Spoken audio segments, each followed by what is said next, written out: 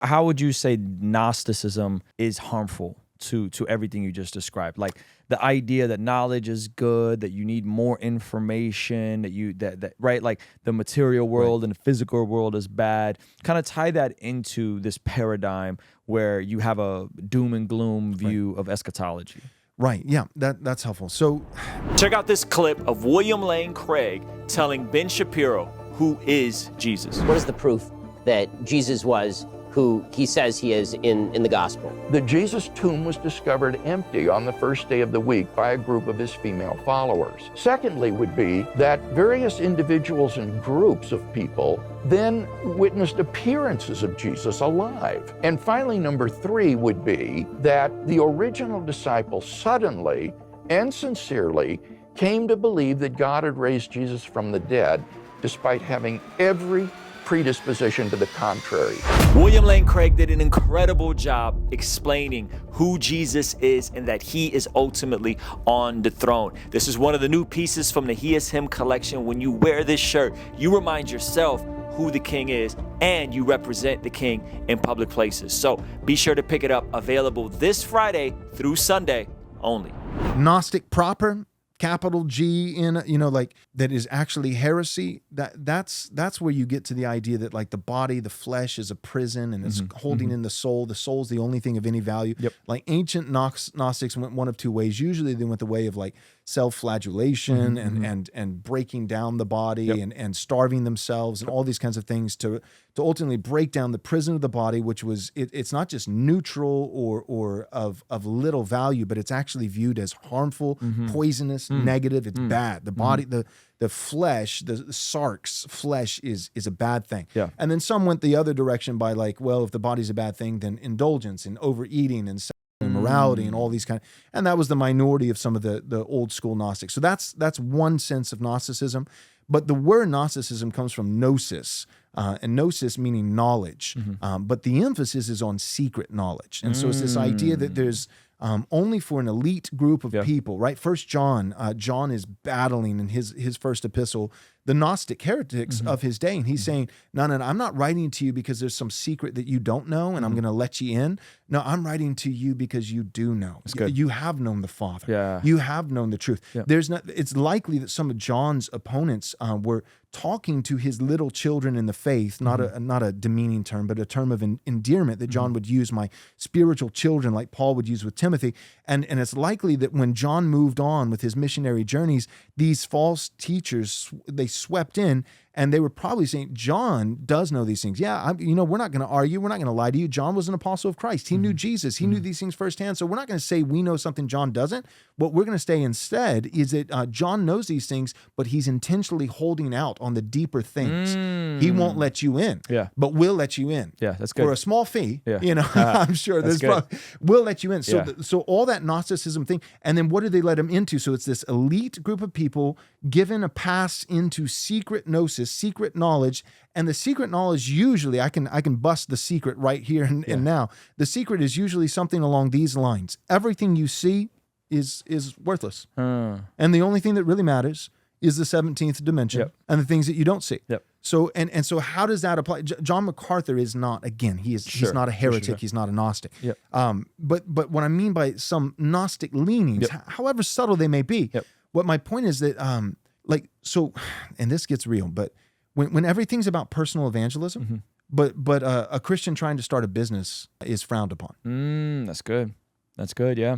Or when you would almost at some level, because this is what we did. This is what boomers did. Boomers, and we're called to honor our father and mother, and so not all of them. And there are a lot of good things that came from the boomers, and so I don't want to sound dishonoring towards spiritual fathers. But one of the mistakes I think of the boomers, because they were premill, dispensational most of them, like Left Behind, that was 90% of their eschatology. Yeah. They believe Jesus is going to come back. He's going to come back relatively soon. Things are going to get worse and worse until he does. One of the best things that we can do, if anything, is speed up his return. Well, if there's any way to do that, it's getting the gospel out to all the nations, the four corners of the earth. And so they were all about global missions, all about it. And now the boomers' kids grew up and they're all apostate. So you went to Uganda, but your kids. Yeah. Oh.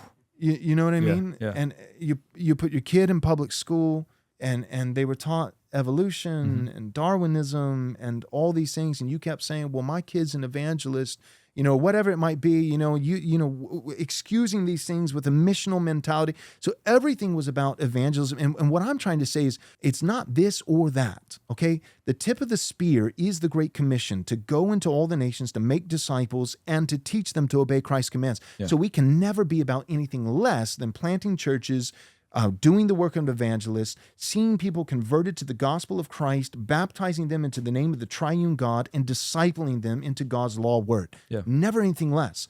What I'm trying to advocate for is simply more. I want to do all that, and I want to see people have kids. I'd like to see them have a lot of kids. Yeah. I want to see them start Christian classical schools, not hand their kids over to Caesar and be surprised when they come back as Romans, as Bodhi Bakum would say.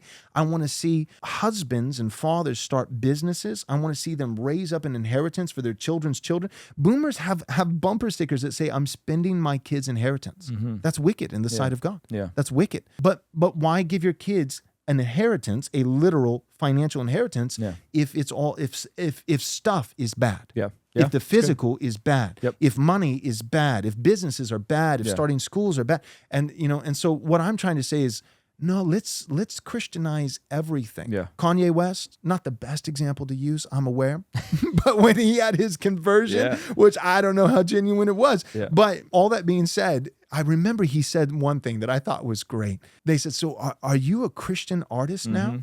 He said, I'm a Christian everything. I'm a Christian now. everything. Yep. Right? So it's like, well, there's no such thing as a Christian business. Your business isn't regenerate. Okay, yeah, but you know what I mean. Yeah. Everything that I do, my business practices, my financial models, we open the day with our staff with prayer. Like at every level, it's Christian. So whether it's Christian business, Christian school, Christian family, I've got a 10-month-old at home. I don't think that they're regenerate. Yeah. I don't. But I have a Christian family. I remember one of my friends, Presbyterian guy, no wonder why he said this, but he said, if an Islamist came to your house and he murdered you and your wife, would he spare your kids? Or would he say that they're part of the Christian family and kill them too? Yeah. He'd say they're part of the family. No, He'd that's see good. the Christian kids Right. as, even if they're not regenerate, even if they haven't made a credible profession of faith, this is a part of a Christian family, which is a part of a Christian nation with Christian businesses and Christian schools. And the whole deal with America is that we've rebelled against that. So I'm not saying America's doing good by any stretch. We're currently in apostasy. Yeah.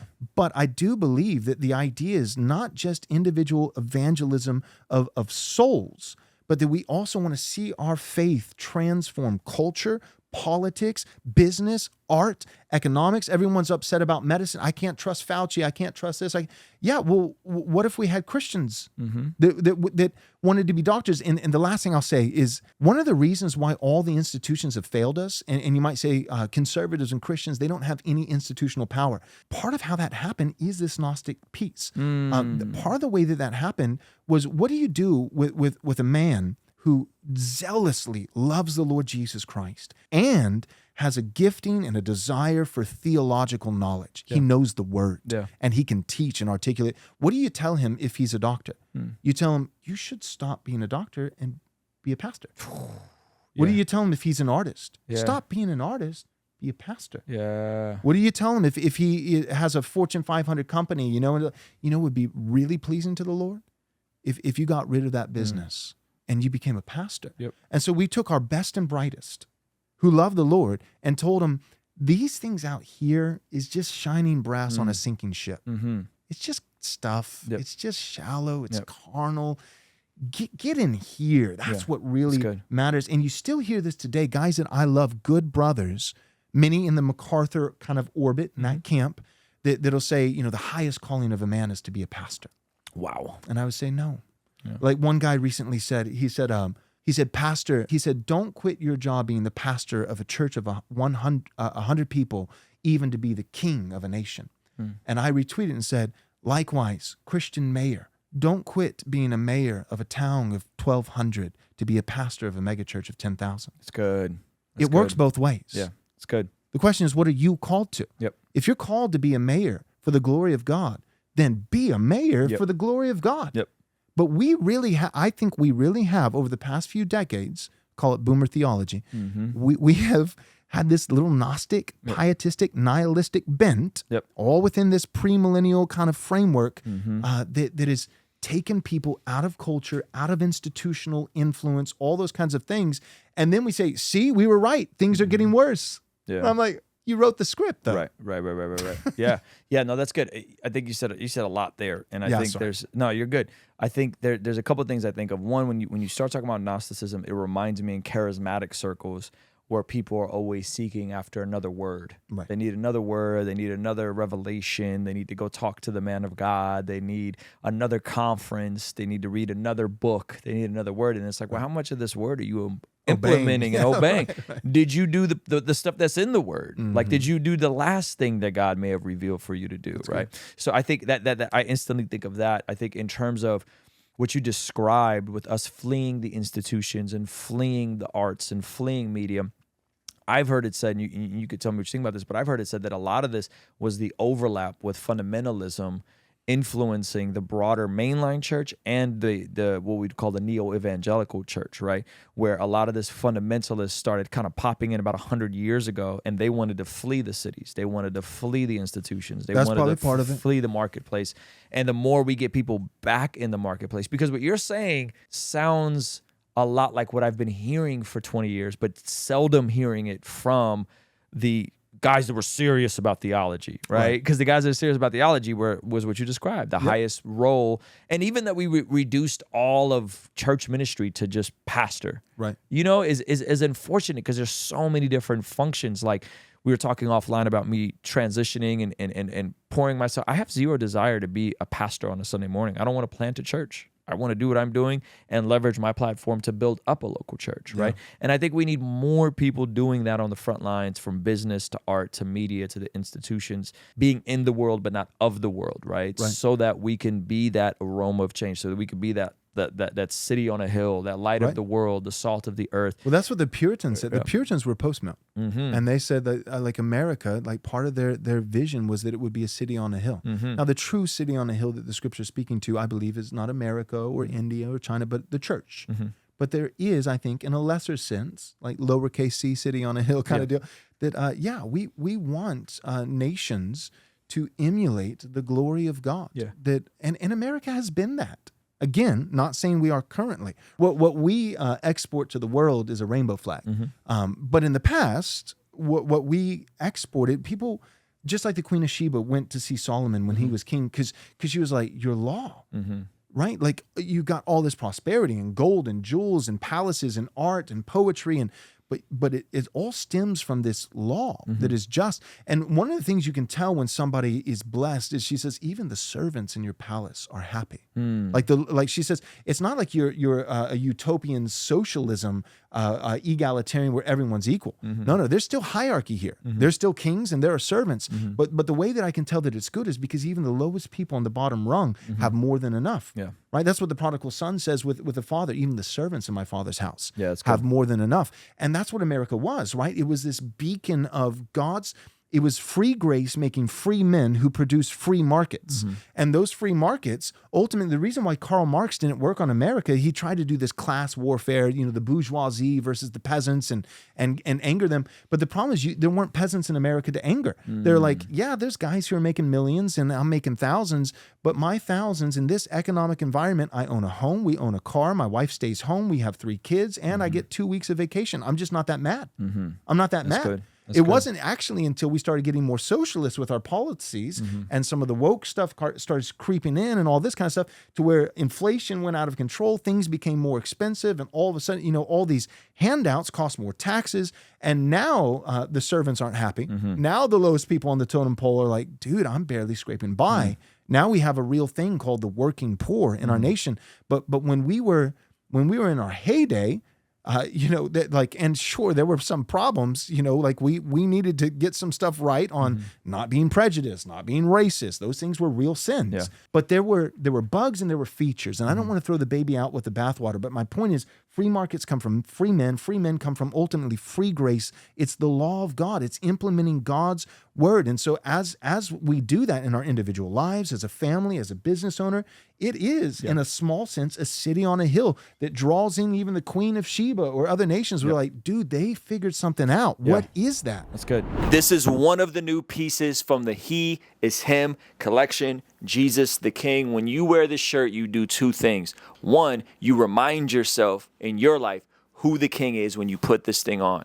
Two, you represent who the King is when you go out in public. So get ready for the He is Him collection, available this Friday to Sunday only. Hey, if you want to see the extended version of this podcast, completely unedited, consider partnering with us in our online community for as little as $5 a month. In exchange, you get access to these podcasts as we stream them live before anyone else gets to see them. You get access to the replay of our daily after party streams, access to our private Discord server, access to discount codes, and so much more. So help us continue contextualizing the gospel through media, podcasting, and YouTube, and partner with us for as little as $5 a month. Also, be sure to follow us on the Spotify podcast app, on Facebook, and on Instagram. We're constantly posting content there that I think you'll find extremely valuable. All right, I'll see you over there. Peace.